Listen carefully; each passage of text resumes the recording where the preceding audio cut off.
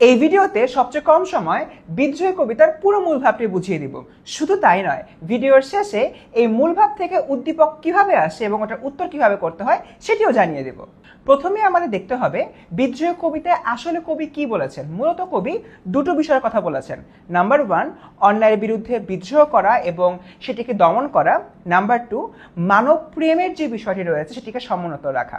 আমরা যদি চিন্তা করি, আমাদের এই পৃথিবীতে নানান রকম অন্যায় অত্যাচার হয়। পৃথিবীতে এমন অনেক মানুষ রয়েছে তারা প্রতিনিয়ত নির্যাতিত হয়ে থাকেন।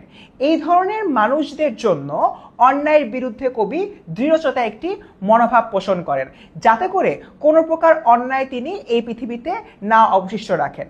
এই ক্ষেত্রে দেখা যাচ্ছে যে কবি ইসরাফিল আলাইহিসসালামের মতো হতে চান, যে ইসরাফিল আলাইহিসসালাম সিংহায় ফুঁক দেবার মধ্যে যাবতীয় পৃথিবী ধ্বংস করে ফেলেন।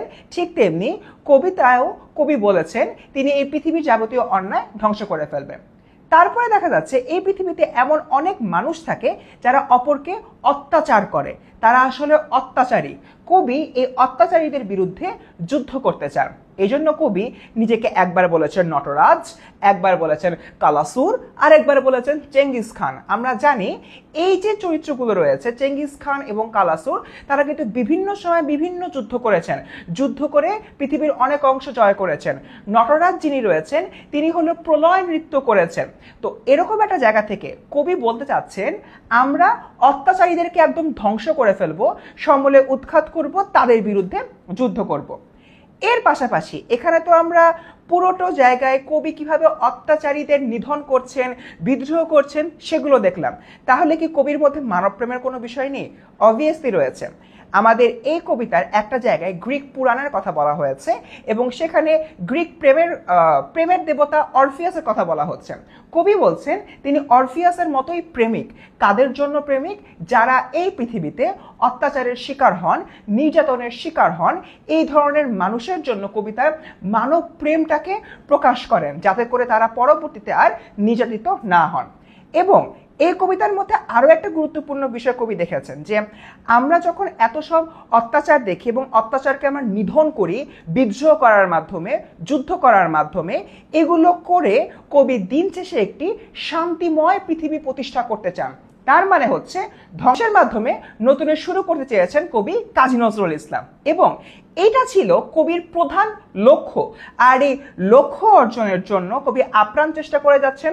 কখনো তিনি মাথা নত করেন না অন্যায়ের সামনে, এবং তিনি বলেছেন যতদিন না পর্যন্ত এই লক্ষ্য অর্জিত না হবে ততদিন পর্যন্ত কবি বিদ্রোহ করে যাবেন অন্যায়ের বিরুদ্ধে।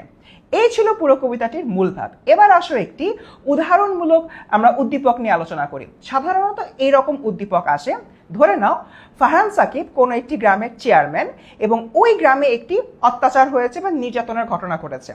যিনি নির্যাতন করেছেন তাকে আইডেন্টিফাই করেছেন ফারহান সাকিব, এবং করার পরে তাকে হচ্ছে গিয়ে উত্তম মধ্যম দিয়েছে এবং গ্রাম থেকে বের করে দিয়েছে।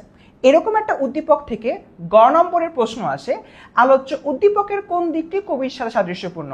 অবভিয়াসলি উদ্দীপকে আমরা কি দেখলাম, তিনি হচ্ছে গিয়ে অত্যাচারকে একদমই সহ্য করেন, অর্থাৎ অন্যায়ের বিরুদ্ধে দৃঢ়চেতা একটা মনোভাব ছিল। তো তখন আমরা গ নম্বর প্রশ্ন উত্তর করার সময় লিখব অন্যায়ের বিরুদ্ধে দৃঢ়চেতা মনোভাবের দিক থেকে উদ্দীপকের ফারহান সাকিব এবং আমাদের কবিতার কবি পরস্পরের সঙ্গে সাদৃশ্যপূর্ণ।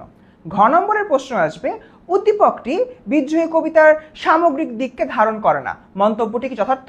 ব্যাখ্যা করো। অবভিয়াসলি উদ্দীপকে শুধুমাত্র কিসের কথা বলা হয়েছে?